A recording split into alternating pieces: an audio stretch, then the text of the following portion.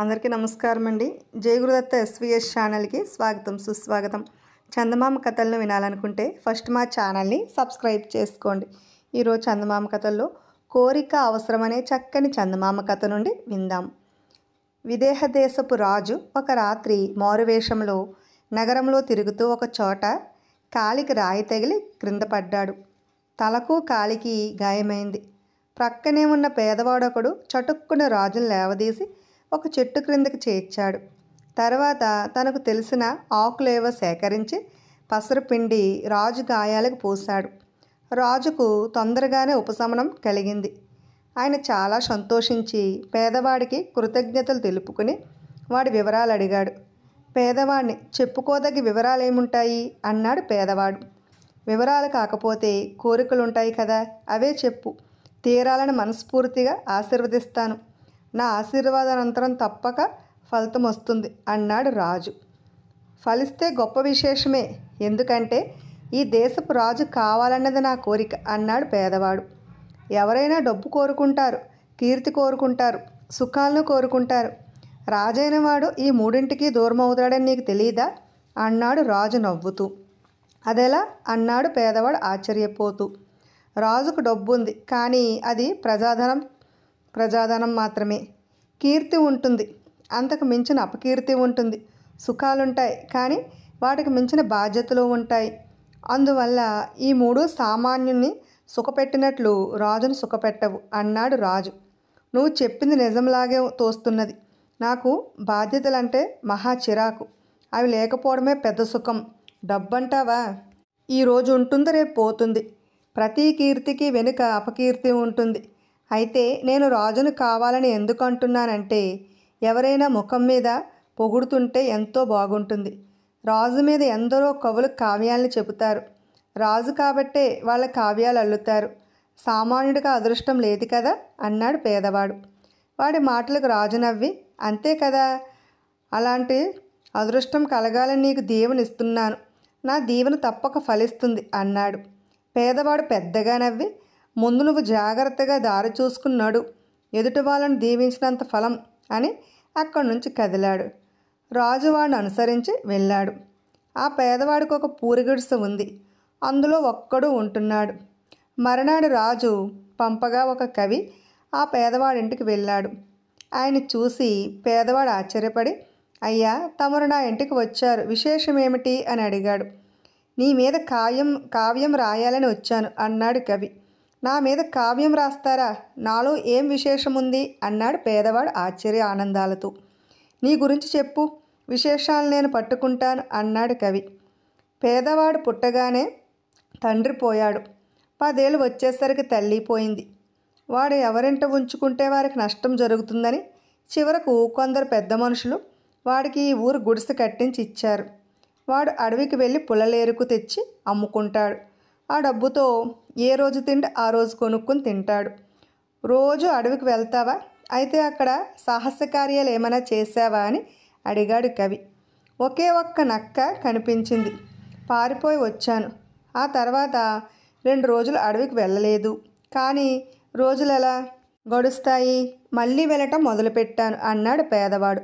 నీలో దయాధర్మ గుణాలు ఎక్కువ, కష్టాల్లో ఉన్నవారికి సాయపడుతూ ఉంటావు కదా అని అడిగాడు కవి. ఇందుకు పేదవాడు చిన్నగా నిట్టూర్చి, నాకే బోలెడు కష్టాలు, ఇతరులకు ఏం సాయపడతాను? అయితే తీరిగ్గా ఉన్నప్పుడు తప్పక ఇతరులకు సాయం చేస్తాను. అందుకు దయాధర్మాలు కారణం కాదు. దేవుళ్ళు మారువేషాలతో భక్తుల్ని పరీక్షిస్తారట. అలాంటి పరీక్షలో నగ్గి గొప్పవాణ్ణి కావాలని నా కోరిక అన్నాడు. కవి అయిష్టంగా తలూపి, తీరిగ్గా ఉన్నప్పుడు ఇంకా ఏం చేస్తుంటావు అన్నాడు. కావ్యాలు ఏమన్నా చదువుకున్నావా అడిగాడు. కష్టపడి పనిచేసేవాణ్ణి, ఏమైనా చదవాలనుకుంటే నిద్ర వస్తుంది, హాయిగా నిద్రపోతాను అన్నాడు పేదవాడు. అసలు నీకు చదువు అంటూ వచ్చా అని అడిగాడు కవి విసుగ్గా. ఎందుకు రాదు, కావ్యాలు కూడా చదివి అర్థం చేసుకోగలను అన్నాడు పేదవాడు. కవి ఆశ్చర్యపోతూ, ఆహా, ఇది చాలా పెద్ద విశేషమే. నీ అంత పేదవాడికి కావ్యాలు చదివి అర్థం చేసుకోవాలన్న అభిరుచి ఉండటం మెచ్చుకోతగ్గది అన్నాడు. అభిరుచి ఉండకపోతే ఎలా మరి? రేపు ఎవరైనా నా మీద కవిత్వం చెబితే అర్థం చేసుకోవాలి కదా అన్నాడు పేదవాడు. కవి విసిగిపోయి, ఓరి ముదనష్టపు వాడా, నువ్వు అన్ని విధాలా దరిద్రుడివి. నీ వంటి వాడి మీద కవిత్వం చెప్పవలసి రావడం నా దౌర్భాగ్యం అంటూ అప్పటికప్పుడు వెంట తెచ్చుకున్న తాళపత్రాల మీద చిన్న కావ్యం ఒకటి రాసి వాడికి ఇచ్చి వెళ్ళాడు. పేదవాడ కావ్యాన్ని చదువుకున్నాడు. అందులో 100 పద్యాలున్నాయి. అన్నీ పేదవాడి మీదే. పేదవాడిని గురించిన ఎన్నో పొగడతలు ప్రతి పద్యంలోనూ ఉన్నవి. ఆ రోజు నుంచి పేదవాడు రాత్రిపూట తన గుడిసె ఎదురుగా ఉన్న చెట్టు కింద గుడ్డి దీపం ఒకటి పెట్టుకుని కూర్చుని దారిన పోయేవారిని పిలిచి పద్యం చదివి వినిపిస్తూ, ఈ పద్యం ఎవరి మీదో తెలుసా? నా మీదే అని గర్వంగా చెబుతూ ఉండేవాడు. విన్నవాళ్ళు ఆశ్చర్యపడి, ఇంత గొప్పగా పద్యం రాయగలిగి ఉండి నీ మీద రాశాడంటే ఆ కవి మహాదరిద్రుడై ఉండాలి. అలాంటి కవికి నీ మీద కవిత్వం చెప్పవలసిన దుర్గతి పట్టినందుకు ఈ దేశపు రాజును ఇంకా అనాలి అనేవారు. ఈ విశేషాలన్నీ ఎప్పటికప్పుడు రాజుకు చేరుతూనే ఉన్నాయి. ఒకరోజు రాత్రి ఆయన ఎప్పటిలాగే మారువేషం వేసుకుని పేదవాడు కూర్చున్న చెట్టు ముందుకు వచ్చి కావాలనే పడిపోయాడు. కానీ పేదవాడు ఆయనను లేవదీయలేదు. అలా చెట్టు కిందనే కూర్చున్నాడు. కాసేపటికి రాజు తనంతటి తానే లేచి వెళ్ళి పేదవాడితో, ఇదివరలో నిన్నొకసారి దీవించాను. నువ్వు కోరింది జరిగింది. ఇప్పుడు నాకు సాయపడి లేవనెత్తి ఉంటే నీ కోరిక మరేదైనా తీర్చాలనుకున్నాను. నువ్వు నాకు సాయపడలేదు. గొప్ప అదృష్టాన్ని పోగొట్టుకున్నావు అన్నాడు. అమ్మో, నీ దేవునంటే నాకు భయం అన్నాడు పేదవాడు.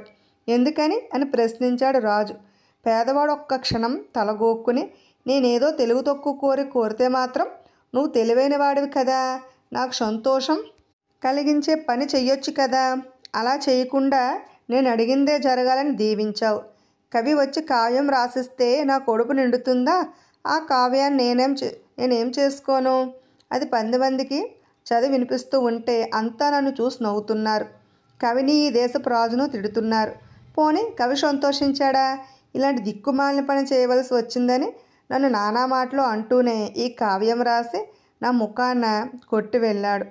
నీ దీవెన వల్ల ఒక్కరంటే ఒక్కరు కూడా సంతోషించలేదు అన్నాడు. ఆ రోజున నువ్వు అన్నీ తెలిసిన వాడిలా మాట్లాడావు. మరి తెలివైన కోరిక ఎందుకు కోరుకోలేదు అన్నాడు రాజు చిరాగ్గా. పేదవాడు దీనంగా, అయ్యా, కోరికల విషయంలో మనిషికి తెలివి లేదనే భగవంతుడు మనిషికి ఏది మేలు చేస్తుందో తెలుసుకుని ఇచ్చాడు. మనిషి చావు వద్దంటాడు, కానీ చావే కదా జీవితానికి అర్థమిచ్చేది. మనిషి రోగం వద్దంటాడు, ఆరోగ్య సుఖాన్ని రోగమే కదా తెలియచేస్తుంది.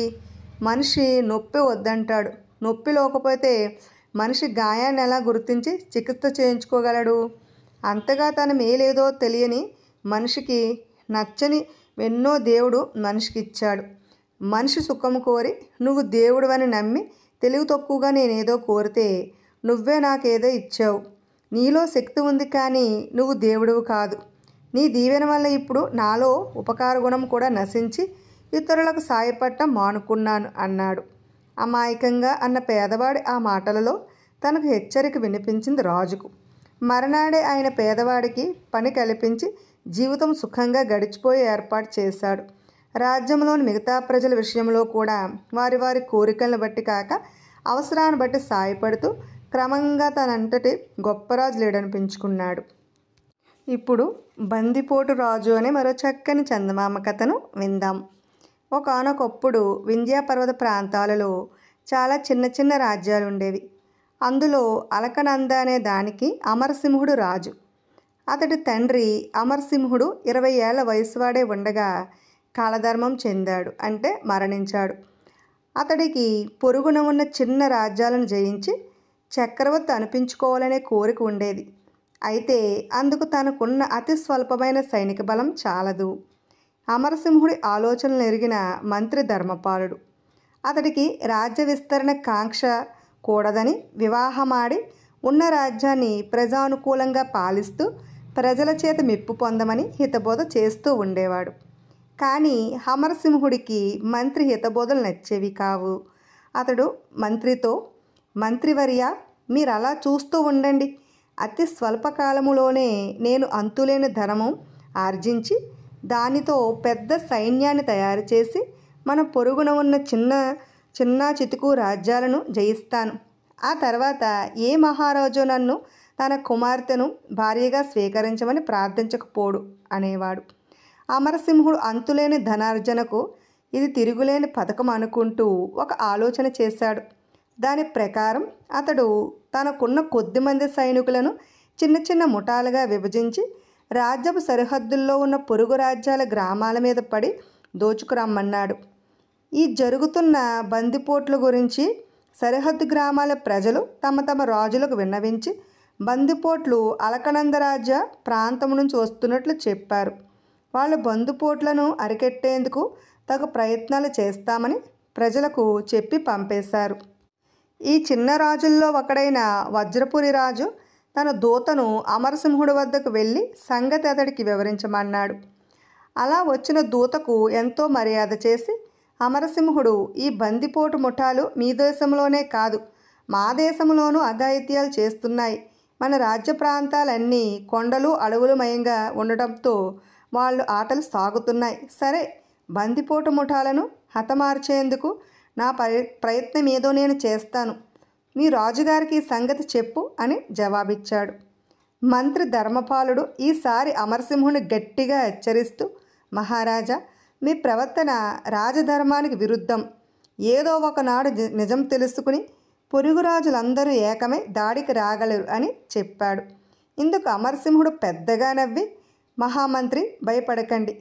ఆ రాజులందరూ ఏకమయ్యేలోగా నేనిప్పుడు కూడబెట్టిన ధనంతో వేలాది మంది సైనికులను సమాయత్తపరిచి వాళ్ళ మీద ఎదురుదాడి చేయగలను. అపాయాన్ని శంకించకండి అన్నాడు. ఆ తర్వాత నెల తిరగకుండగానే వజ్రపురి రాజు బందిపోట్ల ముఠాలను పంపుతున్నది అమరసింహుడేనని తన వేగుల ద్వారా తెలుసుకుని హఠాత్తుగా అలకనంద కోట మీద దాడి చేశాడు. ఉన్న కొద్దిమంది సైనికులు బందిపోటు ముఠాలుగా అరణ్యాల్లో కొండల్లో ఉండిపోవడంతో కోటను రక్షించేవారెవరూ లేకపోయారు.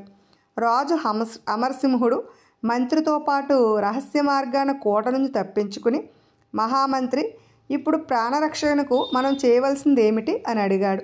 దానికి మంత్రి శాంతంగా, నేనిప్పుడు మహామంత్రిని కాదు, మీరు మహారాజు కాదు. మీ అన్యాయార్జితం మీకు పొరుగు రాజ్యాలను జయించి పెట్టకపోగా మీ ప్రాణాలకే ముప్పు తెచ్చింది. మీరు తక్షణం ఎటైనా పారిపోండి అన్నాడు. అమరసింహుడు మారు మాట్లాడలేక దోపులున్న కొండలకేసి పరిగెత్తాడు. ఇప్పుడు వాగ్దాన భంగమనే మరో చక్కని చందమామ కథను విందాం. పట్టు వదలని విక్రమార్కుడు చెట్టు వద్దకు తిరిగి వెళ్ళి చెట్టుపై నుంచి శవాన్ని దించి భుజాన వేసుకుని ఎప్పటిలాగే మౌనంగా శ్మశానం కేసి నడవసాగాడు. అప్పుడు శవంలోని బేతాళుడు, రాజా, నువ్వెవరికో ఏదో కఠిన వాగ్దానాన్ని చేసి దాన్ని నెరవేర్చడం కోసమే ఇంతటి కఠిన ఇక్కట్లు పాలవుతున్నావని నాకు అనుమానం కలుగుతున్నది. ఇదే నిజమైన పక్షంలో ఎటువంటి వాగ్దాన భంగం చేయకుండా చివరిదాకా ఉండగలవా? ఎంతటి ప్రాజ్ఞులు, సన్మార్గవర్తనులు అయినప్పటికీ ఒక్కొక్కసారి స్వార్థానికి లొంగి తాము చేసిన వాగ్దానాలను మానవులు తామే భంగం చేస్తూ ఉంటారు. ఇందుకు ఉదాహరణగా కీర్తిమతి అనే ఒక స్త్రీ, విద్యావతి, ఒక దేశానికి పట్టపురాణి అయి ఉండి కూడా చక్రలేఖ అనే గంధర్వకన్యకు తాను చేసిన వాగ్దానాన్ని ఎలాగ భంగపరిచిందో చెబుతాను అంటూ ఇలా కథ చెప్పడం ప్రారంభించాడు. కుందన దేశపు రాజు చంద్రధరుడు. ఆయన పట్టపురాణి కీర్తిమతి. ఆయనకు స్వయాన మేనమామ కూతురు. కీర్తిమతి చిన్నపిల్లగా ఉండగానే చంద్రధరుడు తల్లి తన కోడల్ని చేసుకుంటానని అన్నగారికి మాట ఇచ్చి ఆమెను తనతో పాటు తెచ్చుకుని చంద్రధరుడి కంటే గారాభంగా చూసింది.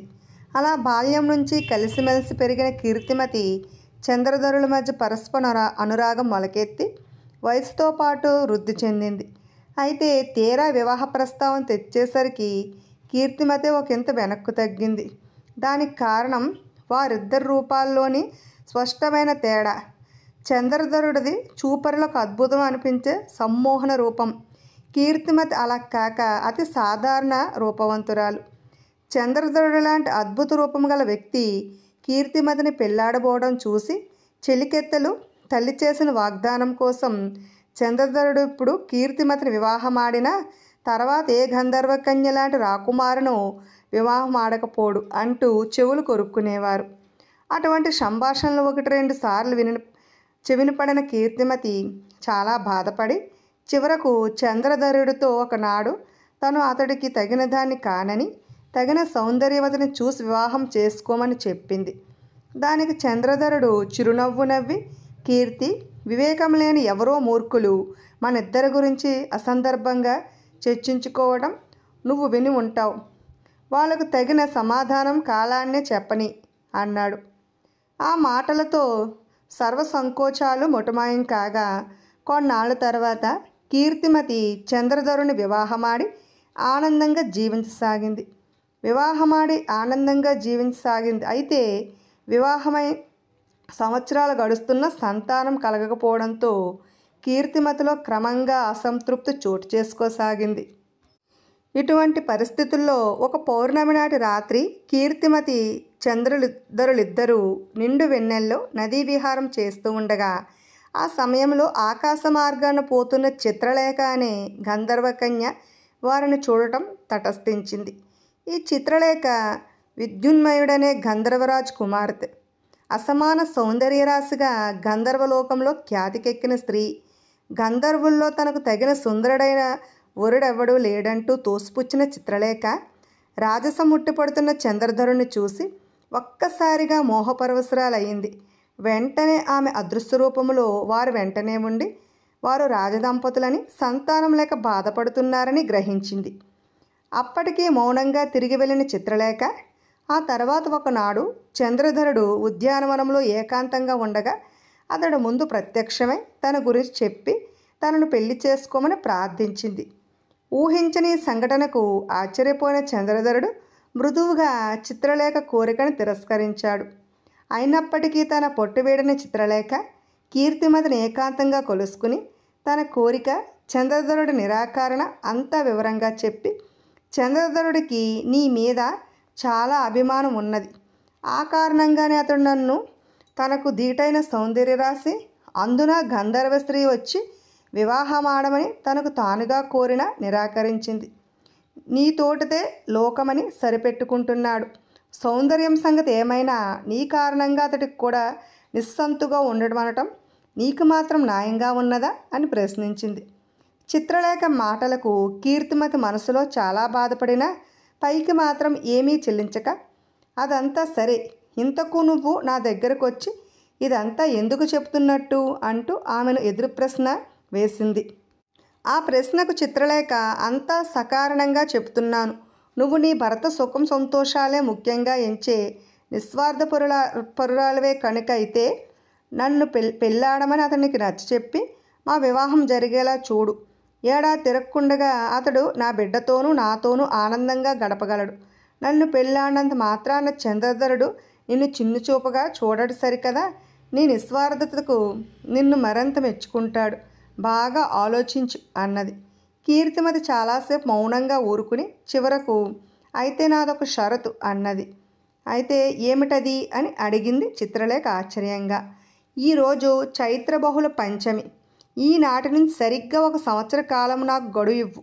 రాబోయే చైత్ర బహుళ పంచమి నాటికి కూడా నేను తల్లిని కాకపోతే చంద్రధరుడు నిన్ను వివాహమాడేలా నా సాయశక్తిలో కృషి చేస్తాను. ఇది నా వాగ్దానం అన్నది కీర్తిమతి. సరే అలాగే అని వెళ్ళిపోయింది చిత్రలేఖ. ఒకనాడు కీర్తిమతి అమ్మవారి పూజకు వెళ్ళి తిరిగి వస్తూ ఉండగా ఆలయంలో ఒక మూలన కూర్చుని ఉన్న ఒక వృద్ధ సాధువు ఆమె కేసు చేయెత్తి దగ్గరకు రమ్మన్నట్టుగా సైగ చేశాడు. కీర్తిమతి సాధువు దగ్గరికి వెళ్ళి నమస్కరించింది. సాధువు నవ్వుతూ ఆశీర్వదించి, పిల్లలు లేరని తీరని వ్యధ అనుభవిస్తున్నావు కదా తల్లి అని ప్రశ్నించాడు. కీర్తిమతి అవునన్నట్టు తల ఊపింది. ఏది నీ చెయ్యి ఇలా చూపించు అంటూ ఆమె ఎడమ చేతిని అందుకున్న సాధువు అరచేతి రేఖల్ని పరిశీలించి పెదవి విరుస్తూ, నీ చేతిలో సంతాన రేఖ ఆనవాలు కూడా లేదు తల్లి అంటూ కొంచెంసేపు ఆలోచించి, సంతాన రేఖ లేకపోయినా ఉజ్వల భవిష్యత్తు ఉన్న చిహ్నాలు నీ చేతిలో కనిపిస్తున్నవి. ఒక పని చేయగలవా అని అడిగాడు. చెప్పండి స్వామి అన్నది కీర్తిమతి.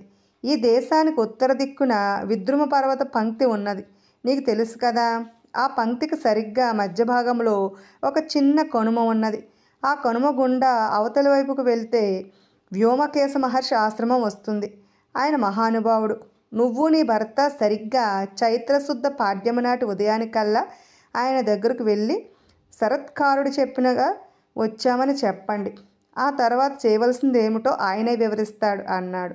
ఆ మాటలతో మళ్ళీ ఆశ చిగురించిన కీర్తిమతి అలాగే స్వామి, తప్పకుండా వెళ్తాం అని సాధువుకు నమస్కరించి సెలవు తీసుకుని తిరిగి వచ్చింది. ఆ రాత్రి అంతా వివరంగా భర్తకు చెప్పిన కీర్తిమతి ఇదే ఆఖరి అవకాశంగా అదృష్టాన్ని పరీక్షించుకోవాలని ఆశపడుతున్నాను. నా కోసం మీరు కూడా కాస్త శ్రమ పడితే అంటూ ఒక మాట్లాడని మాటలు రాక మౌనంగా ఊరుకున్నది. భార్య ఉద్వేగాన్ని గమనించిన చంద్రధరుడు, కీర్తి, భార్యాభర్తలమైన మనం సుఖంతో పాటు దుఃఖాన్ని, సౌఖ్యంతో పాటు శ్రమను సమంగా పంచుకున్న నాడే జీవితము ఒడిదుడుకులు లేకుండా సవ్యంగా సాగిపోతుంది. కోరిక మనది, ఇద్దరం శ్రమించి వెళ్దాం, సరేనా అన్నాడు. తర్వాత సాధువు చెప్పిన విధంగా కీర్తిమతి, చంద్రధరులిద్దరూ బయలుదేరి చైత్రశుద్ధ పాడ్యమి నాటి ఉదయానికల్లా వ్యోమకేశ మహర్షి ఆశ్రమం చేరారు. వృద్ధుడు, కరుణామయుడు అయిన వ్యోమకేశ మహర్షి రాజదంపతులను ఎంతో ఆప్యాయంగా పలకరించి కుశల ప్రశ్నలు వేశాడు. అప్పుడు చంద్రధరుడు తమ సంతానలేమి గురించి చెప్పి కీర్తిమతికి ఆలయంలో శరత్కారుడు కనిపించిన వైనమంతా వివరంగా చెప్పాడు. అంతా శ్రద్ధగా విన్న వ్యోమకేశుడు, నాయనా చంద్రధర, ఏది నీ కుడిచే ఇటు చూపించు అన్నాడు. కొద్దిసేపు ఆ చేతిని పరిశీలించిన మహర్షి, నీ చేతిలో కూడా సంతానరేఖ లేదు నాయనా. ఇక శరత్కారుడు ఊహించిన ప్రకారం ఏదో అద్భుతం జరగాలి అంతే అన్నాడు. అద్భుతమా అంటూ రాజదంపతులు ఆశ్చర్యపోయారు. అవును, వివరంగా చెబుతాను వినండి అంటూ వ్యోమకేశుడు ఇలా చెప్పసాగాడు. ఇక్కడికి 3 యోజనాల దూరంలో అతి పురాతనమైన శివాలయం ఒకటి ఉన్నది. ఆలయంలో అతి ప్రాచీనమైన మామిడి చెట్టు ఒకటి ఉన్నది. ఆ చెట్టుకు సంవత్సరానికి ఒకే ఒక పండు కాస్తుంది. ఏదైనా కోరిక కలిగిన వ్యక్తి త్రికరణ శుద్ధిగా దైవ ప్రార్థన చేసి మనసులోనే కావలసిన దాన్ని కోరుకుంటూ దోసులు పట్టి ఆ చెట్టు క్రింద నిలబడాలి. ఆ వ్యక్తి కోరిక ధర్మసమ్మతం అయితే పండు సూటిగా వచ్చి అతడి దోసుల్లో పడుతుంది. లేని పక్షంలో పండు నేలపాలవుతుంది. ఇక ఆ పండు తిన్నా ఎటువంటి ఫలితము ఉండదు. పండు దోసిత పడితే మాత్రం కోరిన కోరిక తప్పక నెరవేరుతుంది. రాత్రి చంద్రోదయ వేళకు అక్కడికి వెళ్ళి మీ అదృష్టాన్ని పరీక్షించుకోండి.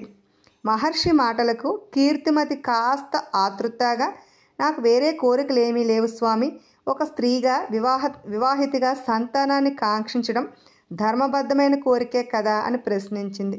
మహర్షి ఆ ప్రశ్నకు జవాబుగా చిత్రంగా నవ్వి, ధర్మస్వరూపం చాలా సూక్ష్మమైనది తల్లి, దాని లోతుపాతులు పూర్తిగా తెలిసినవాడు భగవంతుడు ఒక్కడే అన్నాడు. ఆ తర్వాత మహర్షి చెప్పిన ప్రకారం రాజదంపతులిద్దరూ బయలుదేరి చంద్రోదయానికి ముందుగానే మామిడి చెట్టు దగ్గరకు చేరారు. చెట్టు మీద సువర్ణ ఫలంలాగా మెరుస్తున్న మామిడి పండును చూసి కీర్తిమతి దానికి శ్రద్ధాభక్తులతో నమస్కరించి దోసలు పట్టి నిలబడింది. అయితే ఆమె ఊహించిన విధంగా చంద్రధరుడు కూడా దోసలు పట్టి ఆమె కాస్త దూరంగా నిలబడ్డాడు. చంద్రోదయం అయింది. మెల్లని కదలికలతో క్రిందికి దిగడం ప్రారంభించింది మామిడి పండు. సూటిగా వచ్చి చంద్రధరుడు దోసుల్లో పడింది. జరిగిన దానికి మొదట నిర్ఘాంతపోయిన కీర్తిమతి తేరుకుని చంద్రధరుడు తనకిచ్చిన పండులోని సగభాగాన్ని ఆనందంగా తీసుకున్నది. ఇద్దరు నిశ్శబ్దంగా పండు తిన్నారు. అప్పటిదాకా మౌనంగా ఉన్న కీర్తిమతి, ప్రభు, మీ కోరిక ఏమిటో తెలుసుకోవచ్చునా అని ప్రశ్నించింది. అందుకు చంద్రధరుడు భార్యతో ఇలా చెప్పాడు. కీర్తి, విద్యావతివి, వివేకివి అయిన నువ్వు నా మాటలకు చేతలకు ఆనందిస్తావనే నా నమ్మకం. ఈ పవిత్ర వృక్షాన్ని మనం కోరుకోబోయే కోరిక ధర్మసమ్మతమైందే ఉండాలని మహర్షి చెప్పిన మాట గుర్తున్నది కదా. సంతానలేమి అనేది మనకు ఒక లోటు కావచ్చు, కానీ అది సృష్టి తాలూకు అధర్మం కానీ వైపరీత్యం కానీ కాదు. అతిక్రమించరానిదని మనం గౌరవించే విధివ్రాతలానే మార్పు కోరితే ఆ కోరిక ఫలిస్తుందా అన్న సందేహం నాకు కలిగింది. పేదవాడు కసితో దొంగతనం చేసి ధనమార్జించడం, నిస్సంతు అయిన భర్త అగ్నిసాక్షిగా వివాహమాడిన స్త్రీని చులకన చేసి సంతానం కోసమంటూ వేరొక స్త్రీని వివాహమాడటం ధర్మహాని కిందకే వస్తాయి. అయితే వంశవృద్ధి కోసం అటువంటి ధర్మహానికే తలపడమని ఈ మధ్య కొన్నాళ్ళుగా నాపై ఒత్తిడి వస్తున్నది. అందుకే ఈరోజు ఈ పవిత్ర వృక్షాన్ని ఇలా ప్రార్థించాను. ఓ ధర్మమూర్తి, అగ్నిసాక్షిగా దంపతులమైన మేము మా జీవిత చరమాంకం వరకు ఆనందంగా జీవితం సాగించేలా ఆశీర్వదించు. భర్త మాటలకు దిగ్భ్రమ చెందిన కీర్తిమతి తనకు సంతానం లేకపోయినా అటువంటి వ్యక్తి భర్త అయినందుకు ఆనందంతో గర్వంతో పొంగిపోయింది. ఆ మరనాడే రాజదంపతులు రాజధాని తిరిగి వచ్చారు. ఆ తర్వాత కొద్ది రోజులకు చైత్ర బహుళ పంచమి నాడు చెప్పిన ప్రకారం చిత్రలేఖ వచ్చి కీర్తిమతిని కలుసుకున్నది. కీర్తిమతి ఆమెను ఆదరించి కూర్చోబెట్టి, చిత్రలేఖ, వాగ్దాన భంగం చేస్తున్నందుకు నన్ను క్షమించు. నా భర్త ఏకపత్ని వ్రతుడు అంటూ జరిగిందంతా వివరంగా చెప్పింది. అంతా విన్న చిత్రలేఖ, కీర్తిమతి, నువ్వు చాలా అదృష్టవంతురాలివి, త్వరలోనే సంతానవతివి కాగలవు అని వెళ్ళిపోయింది. చిత్రంగానే ఆ తర్వాత కొన్నాళ్లకు కీర్తిమతి గర్భవతి అయి చక్కని బిడ్డకు తల్లి అయింది. బేతాళుడి కథ చెప్పి, రాజా, కీర్తిమతి చిత్రలేఖకు ఇచ్చిన వాగ్దానాన్ని భంగపరచడం స్వార్థంగాను, సంతానరేఖ ఆనవాలు కూడా లేని ఆమె తల్లి కావడం చిత్రంగాను లేవా? ఈ సందేహాలకు సమాధానం తెలిసి కూడా చెప్పలేకపోయావో నీ తల పగిలిపోతుంది అన్నాడు. దానికి విక్రమార్కుడు, కీర్తిమతి స్వార్థంతో వాగ్దానాన్ని భంగపరచలేదు. తను నిస్సంతునన్న భావం ఆమెలో దృఢపడే లోపునే భర్త చెప్పిన ధర్మ సూక్ష్మం ఆమెను నిస్సహాయురాల్ని చేసింది. ఆమె తన వాగ్దానాన్ని నెరవేర్చడం అంటే చంద్రధరుడు చెప్పిన ప్రకారం ధర్మహానికి పాల్పడటమే. ఇకపోతే చంద్రధరుడి ప్రార్థనలోనే ఒక చిన్న ద్వంద్వార్థం ఉన్నది. ఒకటి, తమ తలవ్రాత మార్చి తమకు సంతానాన్ని ప్రసాదించి ఆనందంగా జీవించేలాగా ఆశీర్వదించమని. రెండవది, విధివశాత్తు సంతానం లేకపోయినా తాము ఆనందంగా జీవించేలాగా ఆశీర్వదించమని. ధర్మసూక్ష్మాన్ని అర్థం చేసుకున్న చంద్రధరుడి ప్రార్థనలోని ఈ సూక్ష్మమైన తాత్విక భావ సకలమే వారి తలవ్రాతను మార్చింది. మంచి బిడ్డను చూసి మురిసిపోయి ఆ బిడ్డ కోరని కోరికలు కూడా తీర్చినట్టే ధర్మాధర్మ విచక్షణ జ్ఞానం గల చంద్రధరుడికి ప్రార్థన అసాధ్యాన్ని సాధ్యం చేసింది అన్నాడు. రాజుకి ఈ విధముగా మౌనభంగం కలగగానే బేతాళుడి శవంతో సహా మాయమై తిరిగి చెట్టెక్కేశాడు. విన్నారు కదండి. ఇటువంటి చక్కని చందమామ కథలు వినాలనుకుంటే ముందుగా మా ఛానల్ని సబ్స్క్రైబ్ చేసుకోండి. బెల్ ఐకాన్ క్లిక్ చేయండి. మేము చేసిన వీడియోస్ నోటిఫికేషన్ కొరకు బెల్ ఐకాన్ క్లిక్ చేయండి. లైక్ చేయండి, షేర్ చేయండి, కామెంట్ చేయండి. Thanks for watching.